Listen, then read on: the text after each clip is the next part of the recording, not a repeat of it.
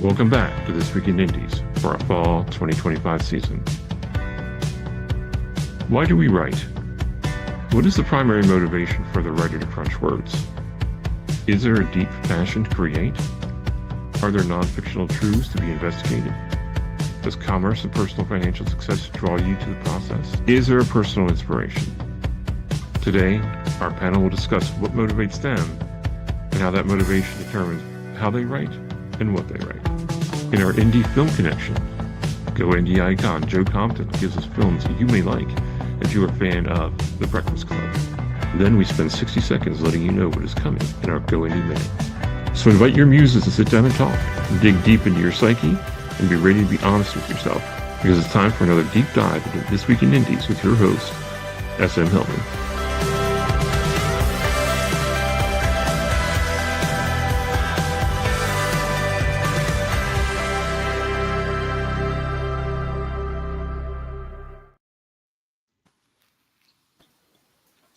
Hello, everyone. I'm SM Hillman. Thank you for joining us for our fall 2025 kickoff with This Week in Indies. We have a great panel today. Some of my favorite people are here. So that's good. And we're going to have a really great discussion about what motivates us to write. Apologies, I'm a little bit bedridden today, but as you can see, I've also got a little bit more hair than I did last time. So without too much further ado, let me introduce you to our panel. And we will start with David Green. Hello. How's it going? Thanks for having me on. It's great to be back on at the start of a new season. I'm David Green. I write epic fantasy, urban fantasy, cozy fantasy, and I am based in Galway in Ireland. Awesome. Thank you. Thank you for being here with us. Thank you for having me. And next up is Tiffany Vega. Hi, how are you? I am Tiffany Vega. I am the co-owner of Outsider Publishing Company. I'm a find all my work at Outsider Publishing. Over there, I've got all my stuff plugged in. That's what you got to use for extension cord. Awesome. Thank you so much. Next up, we have DZ Hollow. DZ, good to see you back here. Thank you. Thanks for having me. I'm DZ Hollow. I write everything from mostly kind of splatterpunk horror to extreme horror to quiet horror to psychological thrillers with horror to bizarro stuff with horror in it. Awesome. Excellent. Thank you. And Deborah Parmalee. Hi, everybody. I'm Deborah Parmalee, coming to you from our motorhome where we live full-time, and I write. I'm a multi-genre author, most known for writing romantic suspense, and recently I have begun writing fantasy romance, also now known as romantasy. So I have new books of those out. Awesome. Thank you. And, of course, always welcome here on This Week in Indies, we have Lou Chessie. Hi, everyone. Thanks for having me back again. I am USA Today bestselling author Lily Lucchesi. I write paranormal and urban fantasy under this name, dark romance as S.L. Sinclair, and sweeter romance still with steam as Samantha Calcott. And I am also an editor with Partners in Crime Book Services. Perfect. Thank you so much. Thank you all for being here. I knew it. I knew we were going to get all switched around. Change everybody's face. Come on. There we go. There we go. Everybody's in the right place now, I think. Yeah. Good. Awesome. No. Tiffany and I need to be switched. Oh, no, yes, that's right. Yeah, I mean, she did that cover, so it's kind of fitting, but, you know. True. Awesome. Excellent. Okay. So, David, let's start with you. What initially motivated you to become a writer? What was the initial motivation? It was to stop the voices in my head, which was the main thing, to give them an outlet. No, it was weird because like when I first started writing it was I couldn't my reason for writing now is different to what it. But I suppose it's always been the same, but I wasn't admitting what the reason was when I first started. So it's something that I kind of always wanted to do, but never kind of had the self courage to start doing it until a bit later in life. Um, and I kind of just like always avoided doing it. It was always like, well, after this, when I'm this old, I'll do it, or when this happens, I'll do it, or when I achieve this in my life, I'll do it. And I was always kind of putting it off and putting it off. And when my son was born, um, I we kind of changed things around at home a little bit, and I became the stay-at-home parent. And like but it's kids take up a lot of time, and there's a lot of work to be done with them as well. But you also do get quite a lot of downtime as well. They sleep a lot and all that kind of stuff and what have you. So I kind of thought, well, if I don't do it now, I'm never going to do this. So I started kind of dabbling it, and then COVID started, and it was like, well, this is the perfect time. I'm at home. I've got like nowhere to go.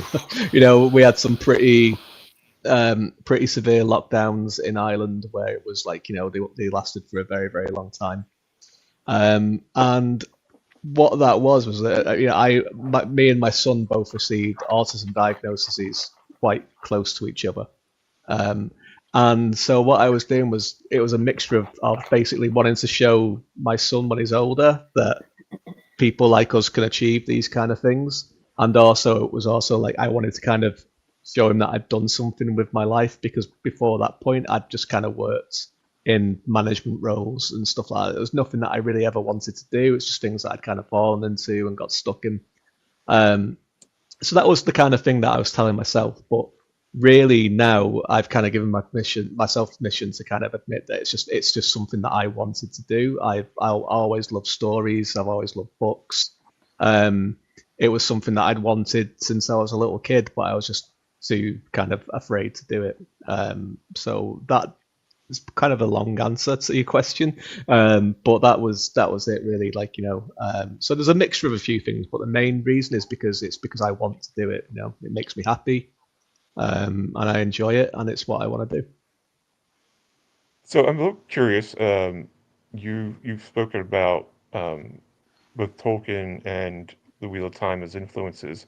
Was one more influential than the other? Were you reading one particular thing at the time when you started to write? I'd say I think probably Tolkien is the biggest kind of influence in terms of this is what this could be. You know what I mean? In terms of like just look at what imagination can create. Right. Not to say that I'm particularly influenced in his writing style or anything like that, or even like a lot of kind of like the tone of it or anything like that. But in terms of like when you kind of look at it in terms of like this is what you can set out to do, and it can be so life changing for so many people, and it can be so changing in terms of genre, and it can have such a lasting legacy, and it can just be this work that other people can kind of be inspired by and get involved in and create their own things off it. It's probably up there with anything else in terms of like this is just what imagination can create. So in terms of that way, it's quite inspiring.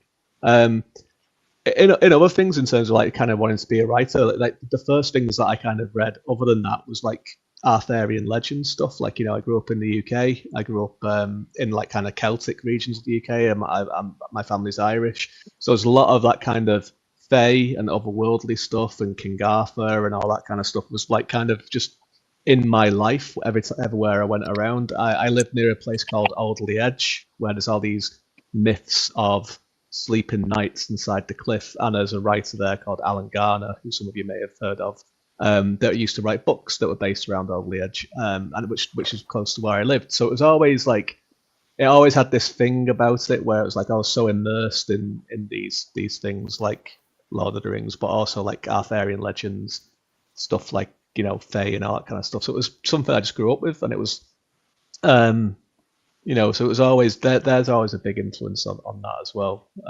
and just trying to put my voice into that kind of tapestry of creativity, I suppose. Awesome. Thank you. Lily? What about you? What was the first thing that motivated you to write? I don't think it was just one thing. It was when I was born, my mother and Nona at my Nona's house, which eventually we moved into, set up a 5-story bookcase for me for early years reading or to be read to from ages 0 to 5. And I can still remember that bookcase. And I was read to every day. Usually when it was time for playtime, I would go and I would bring more books instead. And they would have to be like, no, you need to go play with the other children, which, yeah, come to find out as an adult, I'm autistic. And then I was always making up stories even before I could write.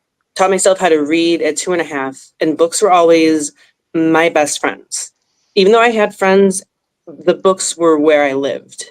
They're where my heart was. They're where I found an escape from reality when times were tough. And then I didn't actually like the act of physically writing. We didn't really write on computers back then. We were, handwriting. And again, autistic, my hands cramp up. I have some motor control issues. I didn't know that at the time. All I knew was writing was hard, and I didn't want to write ever again. I just played stories in my head. But my second grade teacher showed me how to write without pain. And once I had that pen in my hand, it's like, oh, I'm writing these stories down that are in my head. So from that moment on, I told my mother, I want to be a writer when I grow up. And my mother looked at me and she said, go for it. Just keep writing. I'll do whatever I can to help you. So I graduated high school the summer before I turned 16. And my mother said I could take a gap year at first. And then when the rejection started coming through, with positive feedback. So she told me, she said, as long as you have some sort of job and earn, an income as an adult, she was going to give me until 25 before she was forcing me to go back to school and get a degree. And I got my first publishing deal when I was 21, but it all stemmed from my mom and my grandmother setting up that bookshelf and giving me that love of books and giving me that love of reading. It is an entire credit to them. That is why I write, and that is why I love to write, because I was put into a family that loves stories. That's fantastic. Was there a particular writer or um, book or anything that you said, "Oh, I want to write like this"? There were 2 of them, and I dedicated the 5th book in my series, the Paranormal Detective series, which is over there, to them. And that was Ellen Schreiber's Vampire Kisses series and Darren Shan's Cirque du Freak books. Both of those are vampire based. One is more action adventure, while the other is paranormal romance. And when people do pick up the Paranormal Detective series, they will see how those 2 influenced me to want the action, the adventure, and also have that vampire love story. I've been obsessed with vampires my whole life, since Scooby-Doo, but finding those books in particular, those made me know that when I wrote, I was going to predominantly write paranormal. Awesome. Excellent. Thank you. Hi, DZ. What motivated you to write? What was the initial motivation that got you putting pen to paper? Probably the opposite, actually, of what Lily was saying. Family that wasn't supportive and family that wasn't easy to connect to. So I really found like creativity as a way to escape, spend time alone. So I started writing about 12, 13. Um, Goosebumps was really what kind of inspired me to write. It's probably why I became a horror writer. And then Michael Crichton's Sphere was the first like adult book I read.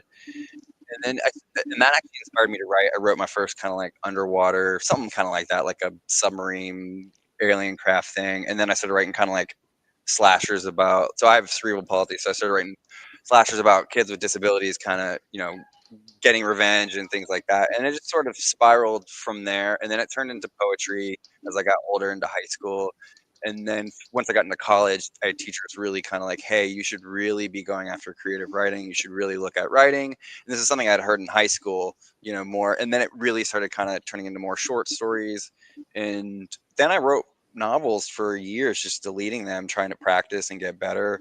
And then a couple years ago, I lost my job. I got laid off. My wife had started a publishing company and was, had her own books out. So it seemed like a good time to finally start, publishing. But yeah, it was really honestly like not connecting to family and people around me and having these things inside me that I just wanted to get out. And then I just like creating. Like I'm a musician. I do like my own music and blending podcasts and audiobooks together. I always just have ideas. So yeah, I just like creating, and stories is really a good way to just kind of get things out. Like I write music that's instrumental, so it's not lyric based. So writing is really the way to just get all those emotions and all those ideas and feelings out that I don't really get out any other way. And I like opening people's minds up to different perspectives or weird stuff. I like to write really weird, bizarre things that teeter between, that state of being awake and being asleep, while also writing very dark and twisted kind of horror stuff. So yeah, it's just tapping into emotions and being creative is something I've always enjoyed. But stories kind of give you that ability to create your own world, which is fun to sort of immerse yourself in. Is there a particular Goosebumps book or story that really motivated you? So I actually just got 17 for free in the last few weeks. My wife is a librarian, and somebody brought 17 in original ones and left them on a free cart for people to take. So I snagged them, and I've been jumping back into reading. But my favorite was actually Ghost Beach. I was one of the first ones I remember really liking. It was a little more twisted for the Goosebumps books. So Ghost Beach was one I really remember. Welcome to Camp Nightmare, The Haunted Mask, all that stuff. And then the TV show came out, and then that really kind of kept that vibe going for me. But for me, it really started at the Scholastic Book Fair, and those were the first books that I got. And then it moved to, other horror books. And then now I read a lot more of the adult stuff now, but I'm jumping back into reading the Goosebumps. My wife and I actually are working on a collaborative pen name that will be a horror series for kids in that age, a little bit older than Goosebumps, but we're working on that now. So it's kind of been a little bit of a research way to go back and read too, while also kind of reliving part of my childhood. So you mentioned Sphere. I have a question for you. And I can't remember her name, the female character at the end, do you think she actually forgot, or did she just sort of like pretend to forget? It's one of those ones I feel like it's up for everybody's interpretation. Yeah. It's one of those ones where, yeah, you could look at it from a perspective and see it both ways, which is what I like to do with writing. I like to try to leave things a little more where, it's not so spoon-fed, where you kind of can have that people disagreeing on maybe what actually the perception is. Yeah, I've always felt that she didn't. She was just like, sure, I'll forget, and then Sure. Yeah, Yeah. it's one of the, I think what really inspired me about that book was, it opened up my mind to idea of the water being, something outside, something that could connect to space in a way. And that really shifted my mindset a whole bunch. But it was a lot. I need to go back and read it now, because I haven't read it as an adult, and I read it twice as a kid, and then saw the movie multiple times, which I do not like the movie. I feel like the movie was very flat and did not deliver well. No, agreed. Awesome, thank you. Deborah, what about you? Okay. So for me, I've always been pulled to story, immersed in story from the time I was young. But I think a lot of this has to do with my grandmother pretty much raising me while my parents worked. Both of my parents worked every day except Sunday. So I was with my grandmother all the time, and she read to me constantly. Short stories and poems and all that. She passed when I was 9. And then about that time, I remember Dad would take me and get comic books because I was older then. And he would either read to me or I would read. And I loved Batman and just various comic books. As far as escaping into a book, I needed to do that at school because I wore corrective shoes. I had metal plates and I didn't run well. So I was a prime target for the bully on the playground. And so I would get under the tree with my book and I just kind of try to be unnoticed and escape into the book. So literally trying to escape into a story. And my imagination was just so big back then that I could just sit anywhere and get into a story. I didn't actually start putting words on paper, though, until right around junior high, high school. And at that time, I was writing for expression, so poetry and journaling, but not fiction yet. And I didn't want anybody to read anything I was writing. It was very private. It wasn't until I went to college that I was okay with letting anyone read what I'd written. And at that point, I started writing short stories, which then later led to me writing a novel when I was challenged at a writers' conference. Dusty Richards, who's a Western author, at the Ozark Creative Writers Conference said, everyone here, if you've not written a novel yet, enter my contest, and if you win, the agent will read the whole thing. Well, back then, that was how you got in, was with an agent, so that was too good to pass up. So I started writing my first novel, which had to be 100,000 words. And prior to that, I'd thought a novel was too big, too much for me to handle, and I was just going to stick to short stories. But I looked at the pile of short stories and the pile of poems I had, and I thought, as far as words on paper, I've got way more than a novel here, sitting here, if it had been a novel instead of the other things. So why not? It's not that big. It's just going to take longer to finish it, right? So if anybody out there is thinking a novel's too big, try it. You might be surprised. Then I entered that into a contest, and then it finaled, and it was a national contest. And then suddenly I had an agent interested, and things just kind of really snowballed from there. Prior to the novel, though, I'd mostly written short stories. Um, Kind of like Ray Bradbury suggests, it's a good way to, for me to play, try writing different things. And like I said, multi-genre, so for me that was good. Do I like writing this, or did it come out all right? What about this next thing? It's like trying ice cream flavors. Oh, hey, I tried butter pecan today. Maybe next week I'll try the strawberry. And it was not like I had to set my mind on just one thing, which for Gemini is always a good thing. If I try to narrow it down to one, I slow my writing pace down to a crawl. If I allow myself to do what my imagination wants to do, I'm much faster at completing everything. So I learned a lot about myself along the way. And so now I'm multi-genre. And I think as far as the way I write has changed through the years. Also, I got married young. I graduated high school in May, got married in February. And so that was the following year. So by the end of that following year, I had a first child. And then by 21, I had two kids. And I was very, very busy taking care of two little boys that were less than 2 years apart. And it wasn't until they were in high school that I really had time to devote to a novel. That was the other thing.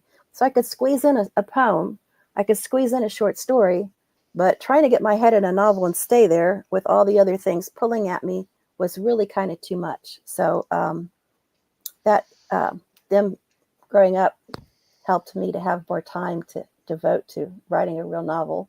And so, yeah.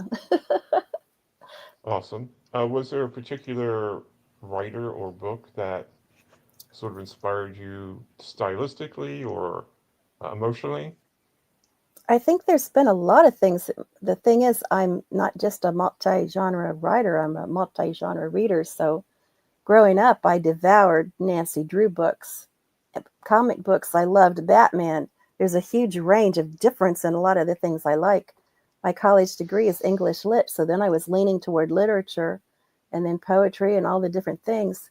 So I'm kind of the US is a melting pot. I'm kind of a melting pot as far as what I draw from, because I'll notice something in my work is like a fragment of, oh, gee, maybe that influence came from. So it's not really one style that I lean toward. Gotcha. Awesome. Thank you. And Tiffany, what made it motivate you to start writing? I, like everybody else, I was very young when I picked up my first like real book that caught my attention, which was, I was in second grade, and it was The Tale of the Fourth Grade Nothing from Judy Blume. And I just fell in love with that story. And I was like, I can do this. And then I got into comic books really. I picked up my first comic book, which was, I think it was Punisher War Journal number 6.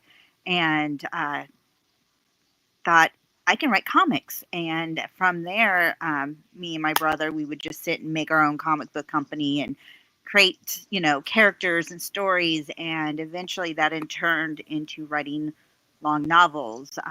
When I got into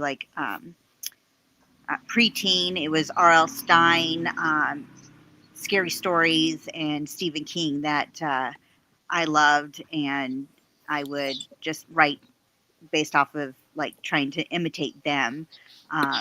But writing has just always been a thing. I always knew I wanted to be a writer, and made it happen.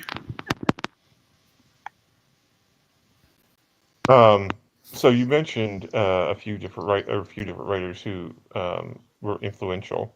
Um, which is there one in particular who was more influential than the other, or? Well, Stephen King is obviously the king of horror, and I fell in love with his stories. That was actually the only books I think we had growing up in our house, the Stephen King books.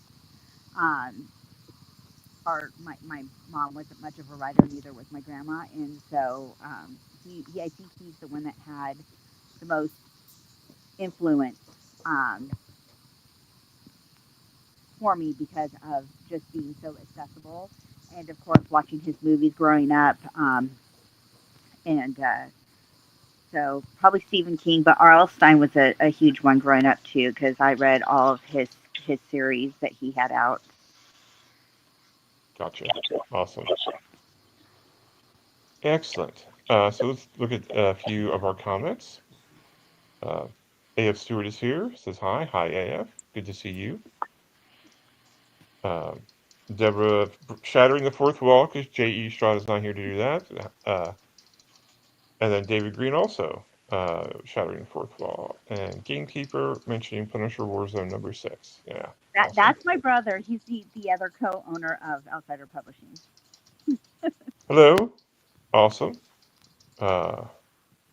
And Joe mentioning that Poe was a game changer for him. Yep. Oh yeah. I'm assuming he doesn't mean the singer. I think he means Poe Dameron from Star Wars. It could be, yeah, Poe Dameron. Yep. Yeah. Okay, so I'm gonna start again, Tiff, with you. With your you're motivated. You start writing. Two things. Along the way, does your motivation change at all? And two, how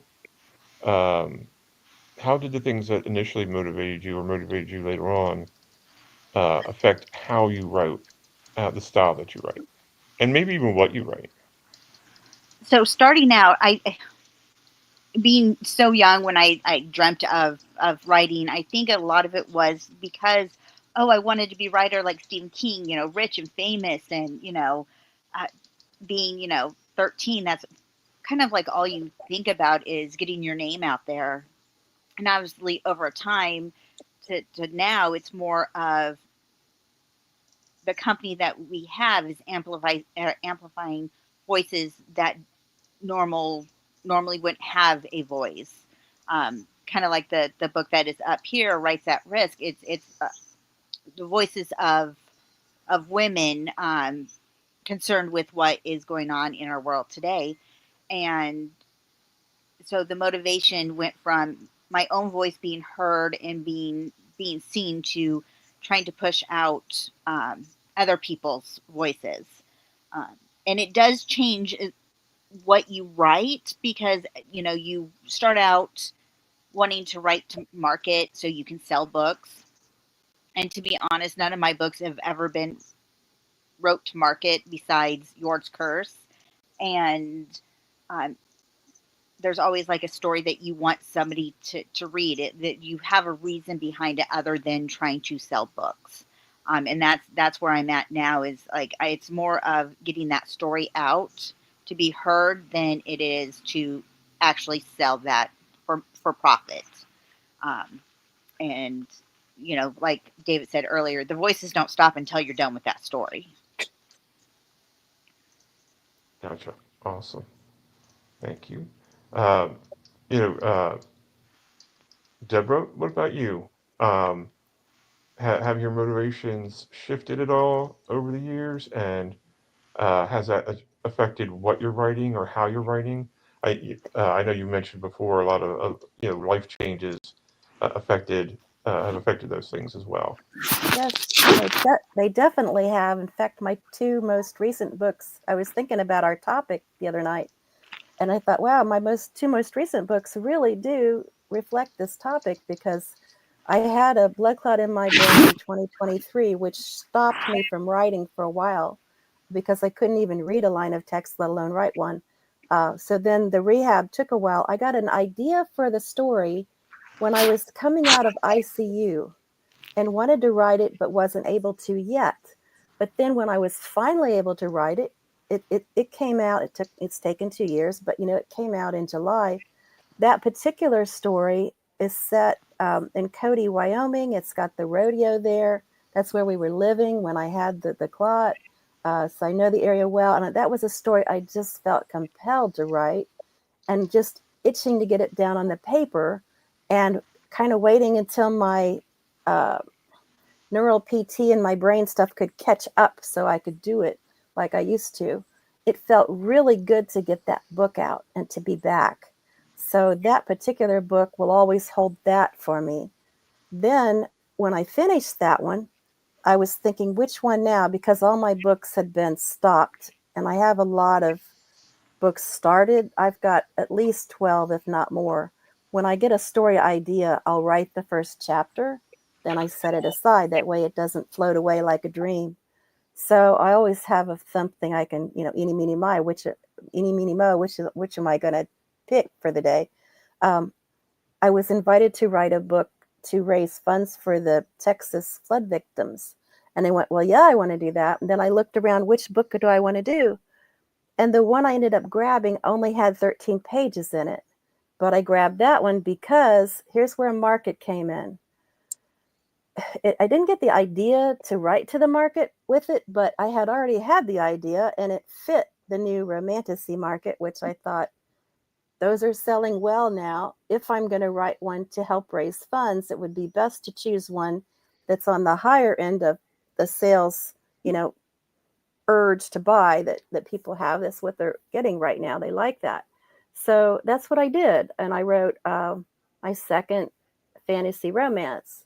So for me, it can change, but the last two have been very different as far as motivation and getting the book written.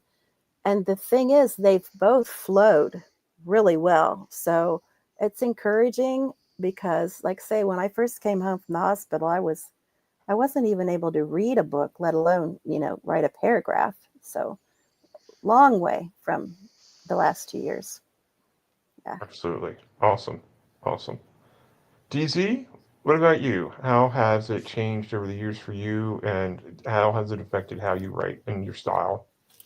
It's definitely changed recently. Like, I'm actually at a convention right now, so I'm in a convention hallway doing this. We're at Literary Inc. in Chattanooga. So I'm at the point now where it is something I have to do for money to pay my bills now. And it does change your mindset opposed to writing to write, which I was just writing in my 5 years. I spent just writing books, writing stories. No one was reading them. A friend might read a chapter. My wife might read a little bit.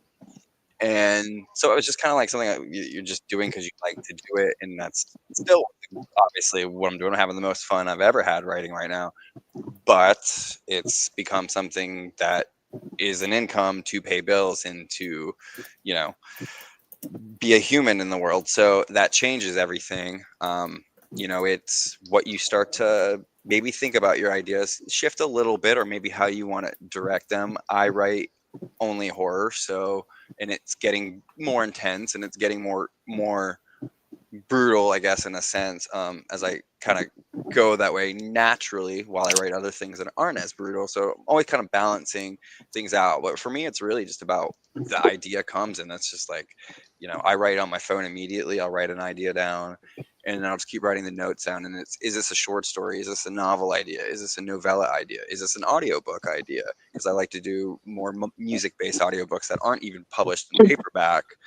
So it's really about the idea. I think this point in time now, unfortunately, like I said, I have to start thinking about the financial aspect of things, especially doing events. I don't sell, I mean, I sell a lot online, but I don't make my money online. The money's made through events, which brings in traveling, you know, where you're at. So I think about location a little bit more now. Like if I'm moving around the country more, I live in the Southeast. A lot of my stuff is based in the Southeast. I want to start breaking away from that and writing things that, you know, if I'm across the country, I'm not just hawking books that are taking place in Georgia or Tennessee or, you know, Appalachian Mountains where I live. So, I mean, that's definitely something now that I'm thinking about branching out more about people, even the types of characters. You know, I started out writing a lot of disability fiction because I have a disability. Now I'm getting comfortable writing about characters who have challenges that I haven't faced. And a lot of that comes from confidence. I think writing more and getting to a point where you're like, okay, now I feel like I could properly tell somebody else's story without feeling like I'm offending, you know, a group of marginalized people or a minority group, things like that. But yeah, I mean, it's always going to be about the idea and, you know, how far I can take that idea and how much fun it is. I mean, there's really nothing more fun than sitting there and I'll be like, oh, I need, what's the missing piece in this story? Like you're at that point where you feel like you're missing something and it comes to you when you're brushing your teeth or taking a shower or driving. And that stuff I love. I mean, just weaving things together and like piecing it together is probably my favorite part. I have a novel coming out tomorrow and it started out completely different. And when it was done, I gutted half of it and changed the story and moved the location around. And I had a whole nother other 2 short stories where I felt the character was exactly the same. So I went through and started weaving those together for a week and piecing the pieces together and changing the character so it was all one character and not 3 characters. And that was just so much fun because it was different for me. And just kind of experimenting. I think that's the best part. Awesome. Excellent. Thank you so much. There we go. Lily? What about So you? when I was 8 years old, my first thing that I wanted to do is I want to write books that are going to make kids like me happy because books made me happy. So I wanted to write for other children. And funnily enough, I only have one YA series, which is the Coven series, though I am planning something very, very special for that next year because I love it so much. But as I've grown up, getting into my teenage years, even finding more things out about myself. I mean, I had to come out twice in my life. Once as bisexual, once as non-binary. So those things changed, and it made me want to have more queer characters. I'm working now on more gender non-conforming characters, and you know, it was something that was very much frowned upon when I was getting started 10 years ago. And because, you know, you can't use they, them, people are getting confused, like, respectfully, fuck off. So those things just compounded what I originally wanted to do. You know, finding out I was autistic at 26. Now I understand. I was actually writing autistic characters already, but I didn't know they were autistic. So now I'm doing it with intent. I'm doing it so people like me can see themselves. When I was writing the Paranormal Detective series, which Stakeout was my very first book 10 years ago, I wrote Angelica Cross as a plus-size goth with tattoos, with a loud mouth, who dressed the way that I used to dress. Because only once in my life, and that was Vampire Kisses series, did I ever find a main character who looked like me, who talked like me, who acted like me, who had my interests. So, you know, I'm thinking, well, if I feel this way, I'm not the only one. And I did get people messaging me like, thank you for having her plus size, you know, thank you for, you know, different things that I did with her. And so at the core of everything I write, it's always about representation and escapism. Those are the 2 things that have always been there for me since I was 8. My S.L. Sinclair pen name, it is a right to market pen name, but so are my clients. Most of my editing clients are all right to market. And there's always one thing that, and I think a lot of people don't understand it when they say right to market. You still have to love what you're writing. You still have to put things you want in your writing. Most of my clients who write to market do write queer characters. Even if it's reverse harem, you know, they're bisexual, polyamorous, pansexual. There's so much in them, and they're still writing to market. My Family Firm series, most of the characters, the men are all bisexual, and it's selling just fine. And I think that people think that, you know, right to market means you have to give up your ideas or your values. You don't.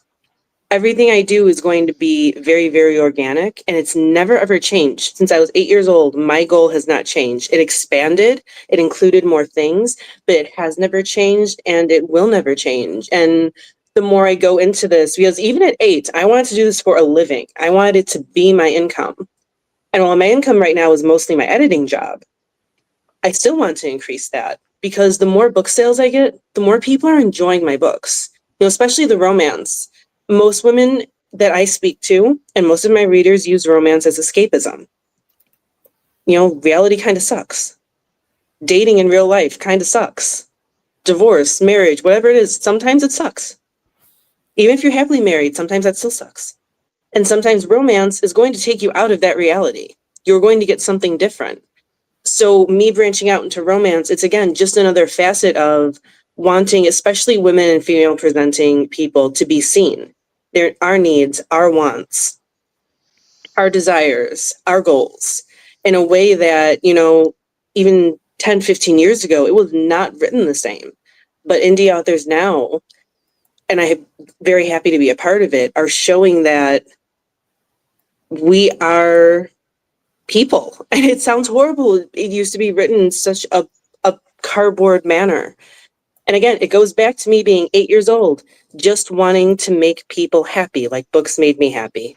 And it all boils down back to that. My right to market and my more niche, Lily Lucchesi books, where an autistic girl like the Paige Papillon series decides to become a cop, a private detective, and winds up solving paranormal crimes.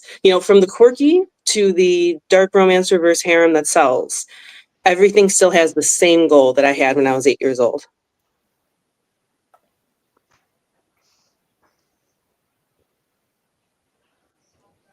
Gotcha. Yeah, I didn't realize I was writing aromantic characters until I figured out I was aromantic, and I look back, I'm like, oh yeah, I could absolutely see I've been writing that all along. So awesome. That's wonderful. That's wonderful. You figured out about yourself. Yeah. It's actually really helped life in general, figuring that out. David, what about you? How have things changed, if at all, for you in your motivations, and how has that affected how you write and what you write? Yeah, I think like at the very start, it was more just like I want to do kind of the things that I liked reading, basically, just write kind of what you love and everything like that. And that was very much kind of just when I was kind of figuring out like what my kind of voice was, what the things that I wanted to kind of write about was, and all that. And from then, you kind of get a little bit more confident in inserting kind of the kind of things that you want to kind of talk about, I suppose. Once you've kind of become a little bit more confident with the kind of the craft side of knowing that like I can tell a story, and you kind of want to make sure that when you are introducing things that you are kind of passionate about.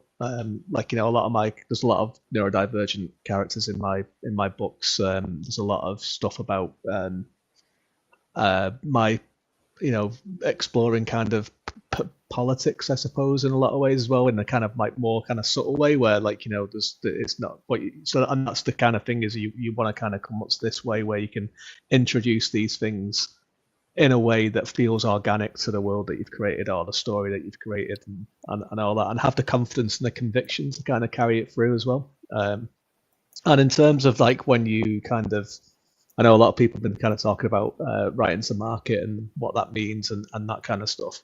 I have 3 different kind of things that I write for, I guess, which are all kind of, I still go within the same approach, but I have stuff that is self-published. I have stuff that's with a small press. I have stuff that goes to my agent that goes off to like, traditional publishers and what have you.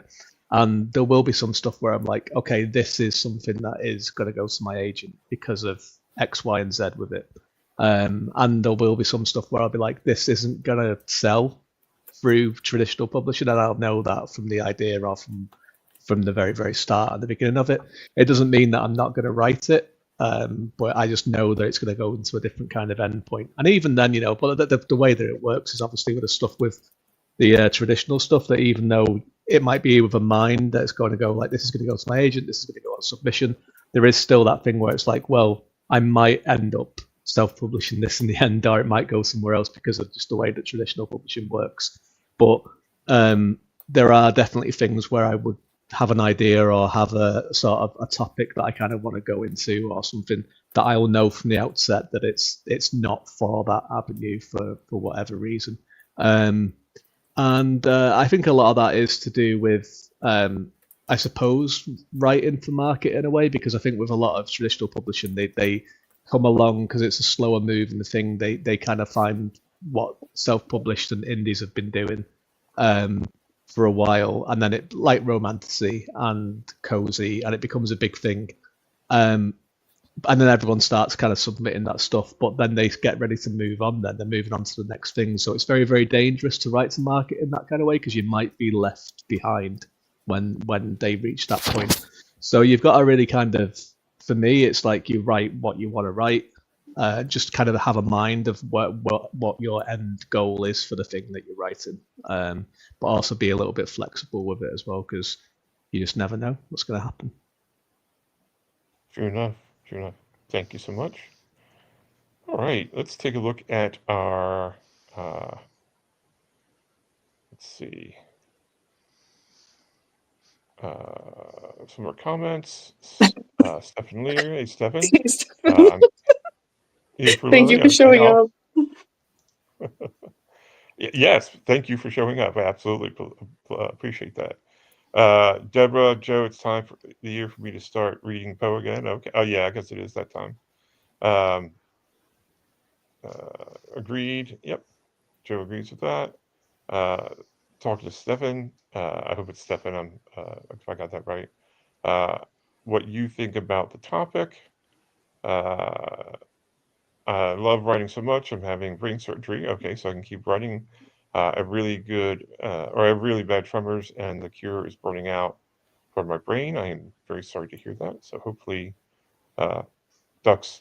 But yeah, dating sucks big time. I guess sometimes. That's true. AL Mengel, AL, hello. Good to see you again.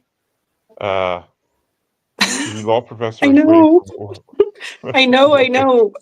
Books 4 and 5, they're in the works. Joe's waiting for them too. Joe and Maddie, they're both waiting too. It's like, they're coming. There we go. There's some motivation for you, people popping up in chat. And Deborah, neurological issues are far from easy. Yep, that's true. But our brains are also miraculous organs with amazing capacity to heal. Sending you much love. Awesome. Deborah saying hi to AL. Joe, if you people only knew. Joe is massively inspired by Tolkien. I guess he is. He's always diving back into Middle-earth. Yep, that's true. Stefan, I got my...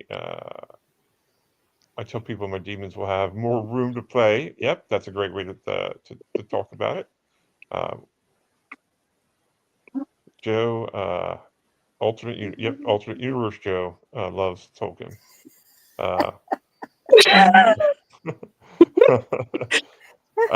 Yeah, Joe's dressing up as Gandalf for Halloween, and Gandalf's is half granddad, half Gandalf. Or yeah, Grandolph. Yeah, half. I had a typo. I put Grandalf.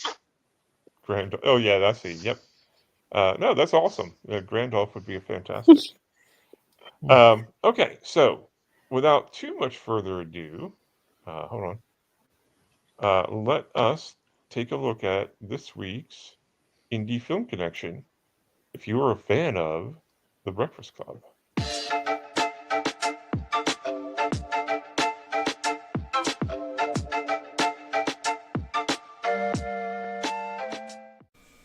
Hello, everybody. Joe Compton here, and welcome to the Indie Film Connection. And for some of you, I'm about to make you feel really old, as I do right now, remembering that this is the 40th anniversary of The Breakfast Club to the day. So, with that being said, here are some indie films you might enjoy if you're a fan of John Hughes' The Breakfast Club. The first indie film I have for you is called Palo Alto by Gia Coppola. In the Northern California city of Palo Alto, best friends Teddy and Fred are teenage stoners. Teddy is artistically inclined, but Fred constantly gets the pair into trouble with his reckless behavior. Emily has a reputation as a promiscuous girl.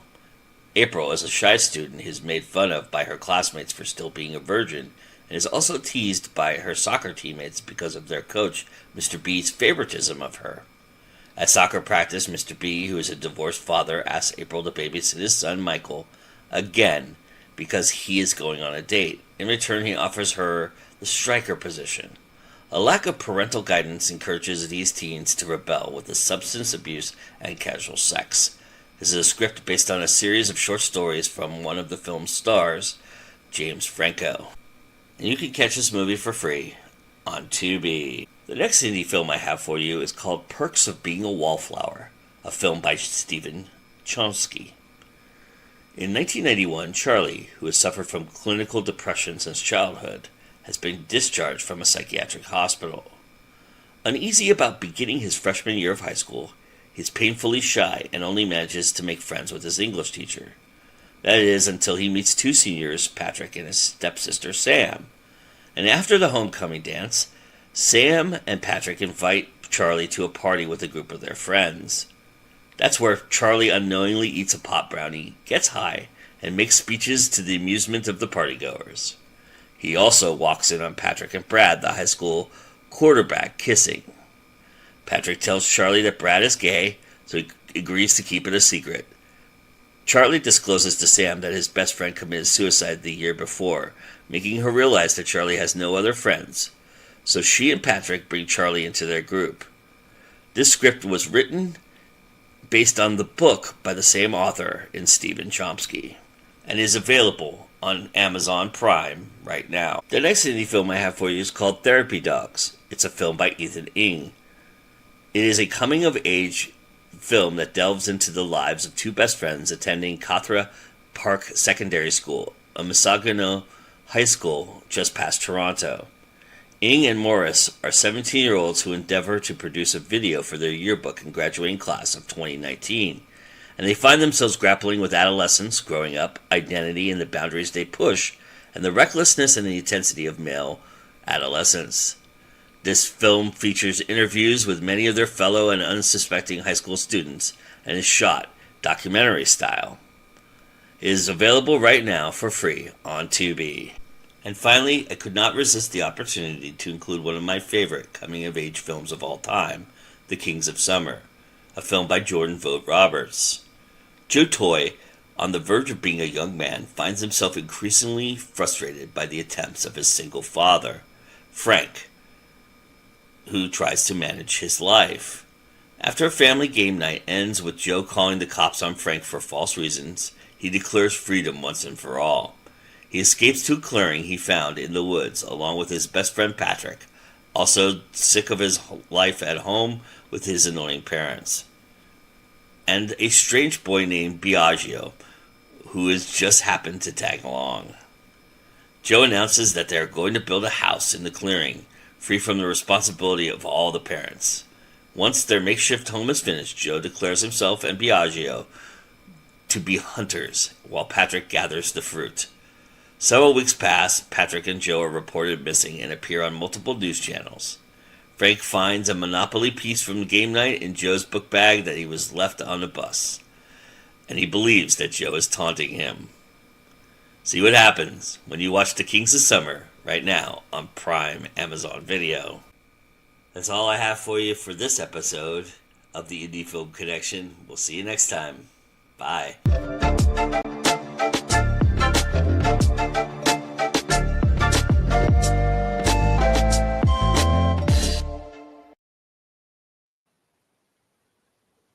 Okay, welcome back, everybody. We'll get back I'll to be right our back. in a second. Oh, can you hear me okay? Oh, they'll get right back. Okay, got it. Okay, so, all right.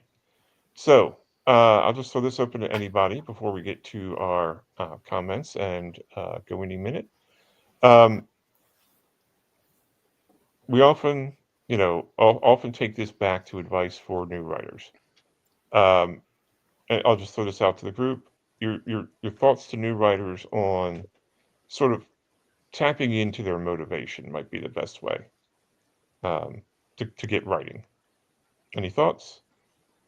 My first thought would be, because I have clients who write for a long time. Most of them write to market, some do not, but all of them have come to me at one point or another and they have said, I'm stuck. I don't know what to do. I don't like this idea. I don't like that. I don't like the direction I'm going in.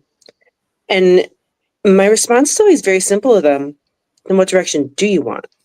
And if you don't know, then what are you reading right now? What you're reading should be what's motivating you. Stephen King famously said, you have to write a lot and read a lot to be a good writer. And if you are reading something right now you really, really love, one of my clients, I'm not going to name her because these are private conversations. She was reading a lot of the horror comedy romances that have been going around. And she said, well, I can't do that. That's not my brand.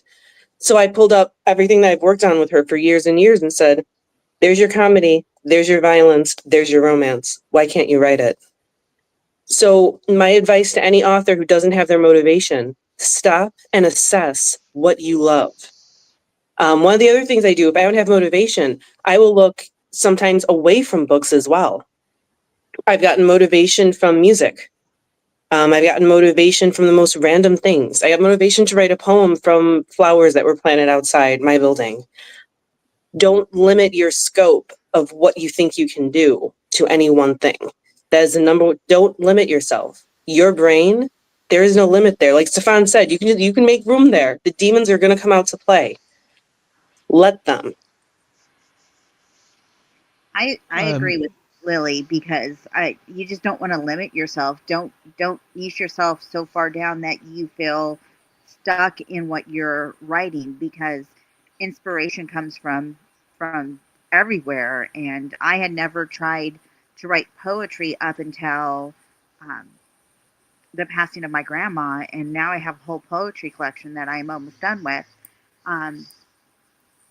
It just, inspiration can come from wherever. If you get stuck, find something that will help replenish your creative well. When I get stuck of all random things, I play Minecraft. I sit there and I build a house, and it gives me inspiration, and I can start writing again. It's really strange where you can get inspiration from. So just don't limit yourself because you're stuck. I teach creative writing lessons, and the thing that I always go back to on that is you've got to be enjoying the thing that you're writing. If you don't enjoy what you're writing, if you're not enjoying the work that you're writing, then you're not going to have any motivation to continue it and to finish it. So the most important thing is that you're having a good time, that the thing that you are writing, the idea, is something that is inspiring to you, and it's something that you want to sit down and you can't wait to get back to. And there will be tough times when the writing doesn't work that day, and there'll be some times where it feels like you might be mentally tired. That's all fine. But if you're fundamentally not enjoying the thing that you're working on, then it's going to be a slog. And then if it eventually does come out, the people that are reading it are not going to enjoy it either, because they'll get that sense from it. I think there are a lot of reasons to write. And of course, one of them is to express and to get things out that aren't necessarily for public consumption. Sometimes if a writer is not able to write, it's because they need to write things out of themselves.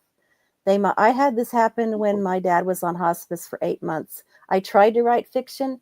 It was full of death and sadness. Okay, clearly I needed to write that out and get that down on paper, which is very cathartic. And healthy writers are writing. If you're not writing, something isn't right. If you're a born writer, that is, then you're going to be writing. And if you're not, the question why could be answered by that you haven't written the thing out of yourself that's in your subconscious and in your life in a big way. So yes, I had a big 2 years from that blood clot. I didn't jump right back into writing my next novel. I did some journaling and some expressing and what I just went through to get it out and down, because that doesn't belong in my fiction. That could be great in a memoir, but it doesn't belong in my fiction any more than all the death and dying from my dad. It didn't belong in the stories that I was writing either. That'd be a different story. And it's all right to write all different kinds. It's all right to just write a paragraph a day. Getting back in the practice of writing every day is really important if you've had a major thing that has pulled you away from it, because it's like anything else. If you're a marathon runner, you don't go from, being laid up into the hospital to running a marathon.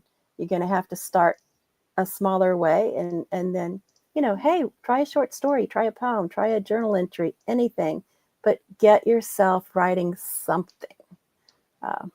Because everything that's writing counts as writing.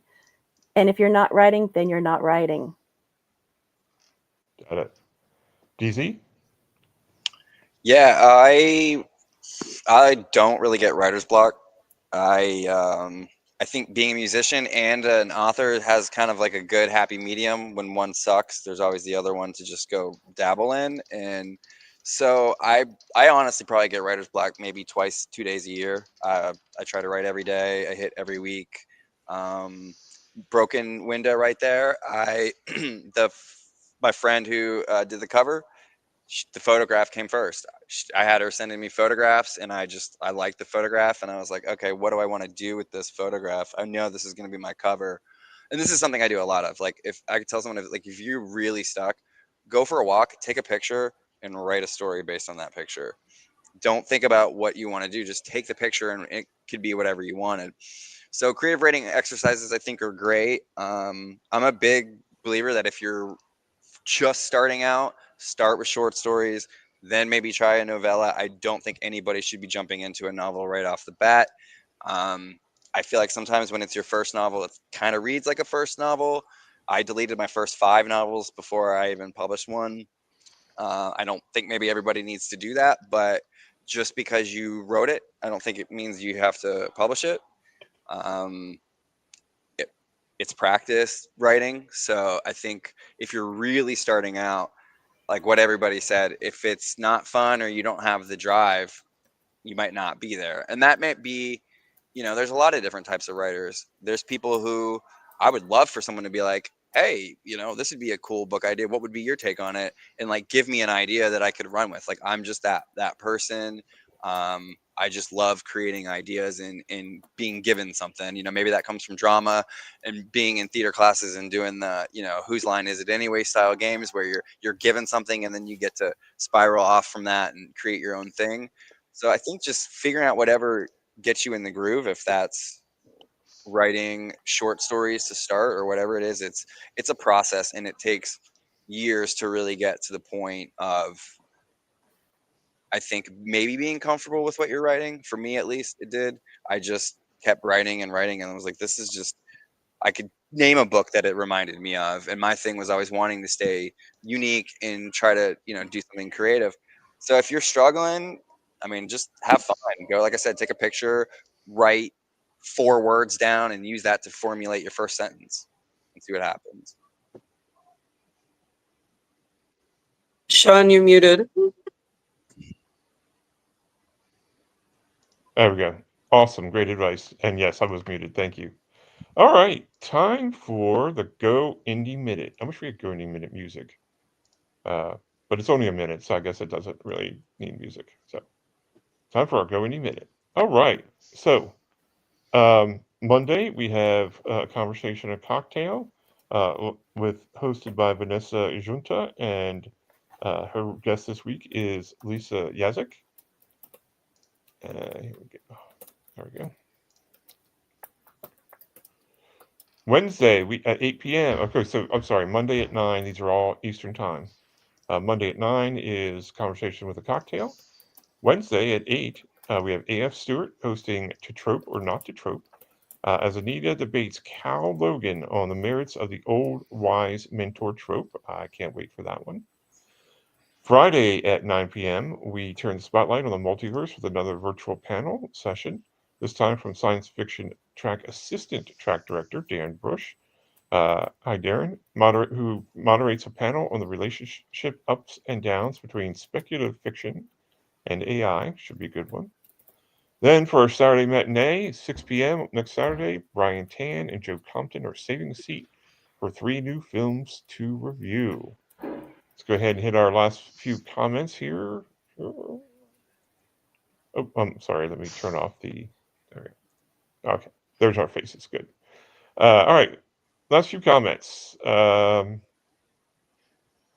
Grandolph. Okay, so Deborah Parmerly, I think you must one day write a Grandolph story for kids. That would become awesome. Yeah, that would be awesome. A child goes on an adventure with his grandparent, Grandolph. And then David's just waiting for the Lord of the Rings, The Hobbit, to enter public domain 18 years ago. David, that's going to be an interesting time. I hope I'm around for it. Yeah, I told my agent just to get ready when I turned 60 that year, which is a horrible thing to think about. But anyway, it's all ready to go. It's just going to come in a mass email, just all sorts of stuff. There we go. Joe, yes, please hit the like button while you were here, everybody. Yes, please smash like and subscribe, everyone. Gamekeeper, like and share, inform the unaware. Yeah, that's a great. I like that. Yes, please share and have them leave comments. Deborah, many of us who've had their first novel published right out of the gate have been writing short stories for years. Yep, that is true. AF Stewart, AF, yes, I shall be roasting Gandalf and his followers or his fellows on Wednesday. Absolutely. Oh dear. Set egg timer and write for 5 minutes or on a legal pad. Write about anything. Give yourself permission to write anything just for yourself. Yep. And then have an egg. Yeah, absolutely. Agreed, Gamekeeper. Okay. So, starting with Tiffany. Tiff, go ahead and tell people where they can find you on the interwebs. You can find all of the Outsider Publishing Company and my own at outsiderpublishingcompany.com. We are on Kindle Unlimited, so you can find us there. And we just recently went into all the libraries. So the library ebooks. So you can find us on Hoopla, Overdrive. So check us out. Awesome. Thank you. Thank you for being here for us. Thank you.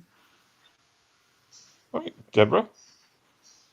Okay, you can find me at deborahparmley.com, and it's spelled right below, which you'll find the link below also. The brand new book that just came out September 1st is the fundraiser book for the Texas flood victims. If you go to my website, on my blog, you'll see the post. Tells about the project. Well, all the other authors are listed and includes the links. Excellent. Thank you for being here, Deborah. Good to see you again. Thank you. DZ? You can find me on Facebook. Just look up DZ Hollow, and Instagram. I have been slacking on Instagram. And then my wife and I's publishing company is AboveTheRainCollective.com, and you can find both of our books. And we just had our first collaborative book come out this week. It's called Attack of the Trees, and it was kind of a fun sort of B-rated pulp horror idea that we had that we just wanted to do something fun. Awesome. Excellent. Thank you. Thank you for being here with us again. Good to see you. Good to see you too. There she is. Lily? So if anyone wants to find me, if you love paranormal books, you can go to lilyluchesi.com, and all of my books are listed there. I am available in Kindle Unlimited as well as paperback. You can also message me if you want signed copies. They take a little bit of time as I don't have stock for those. But if you like dark romance, I have a shop set up for S.L. Sinclair where you can get your paperbacks from me. And if you prefer Barnes & Noble, my paperbacks for S.L. Sinclair in Illinois are in some Barnes & Noble stores, or you can find them on their website as well if that's who you prefer supporting, or all of the ebooks are in Kindle Unlimited as well. And again, that's very, very dark romance. If you are an author or an aspiring author and you need manuscript critique or a full-on edit, developmental line copy proof, please find partners in Crime Book Services. I am taking new clients, and I would be happy to help make your book baby get out there into the world. Excellent. Awesome. Good to see you again. Thanks for being here with us. Thank you for always having me. And David. Hi, so you can find me at davidgreenwriter.com. It has all my books on there, my creative writing lessons that are about to start again next week, I think, a week on Monday, and everything else. Like everyone else on here, or some people on here, my books are on Kindle Unlimited. So if you're just bored one day, just download all of our books and just sprint through them. You don't even have to read them. Just go through them and make us happy. That would be lovely. Or you can read them and enjoy them, because everyone's books on here are amazing. So go and read them. Awesome. Thank you so much.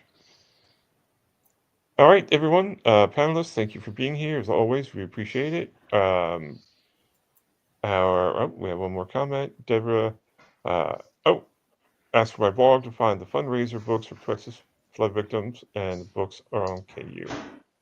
That's Kindle Unlimited. Yep. Okay. Lily has to go. No problem. We're all going to go here in just a second. Thank you, everyone, for watching. Joe will be here next week with our next This Week in Indies. And you know what? It's always time to go indie now.